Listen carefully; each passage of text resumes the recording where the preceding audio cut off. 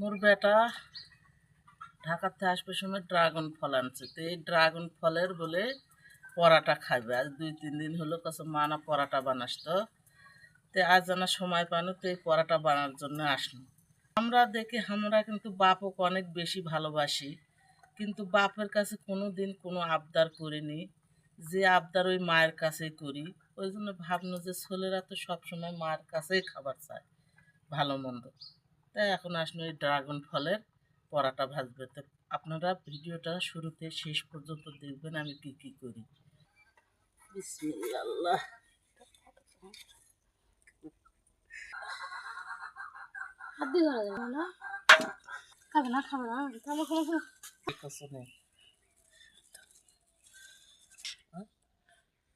স্বাদ মতো লবণ আনা দাও।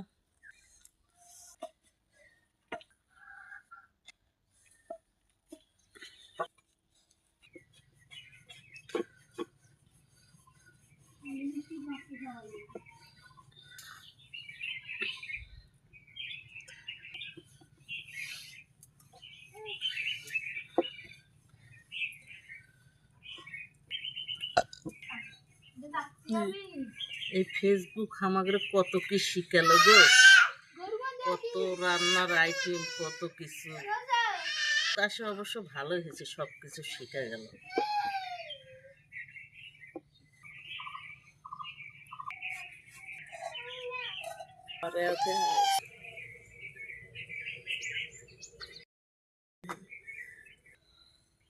তরকারি দিয়ে খায় যাক না।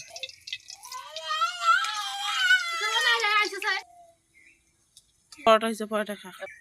একটু তো আগে আনা দেখ কিরকম হয়েছে। যদি ভালো লাগে একটু লাইক কমেন্ট দিয়ে আমার পাশে থাকবেন। আল্লাহ হাফেজ। আজকের মতো এ পর্যন্তই শেষ।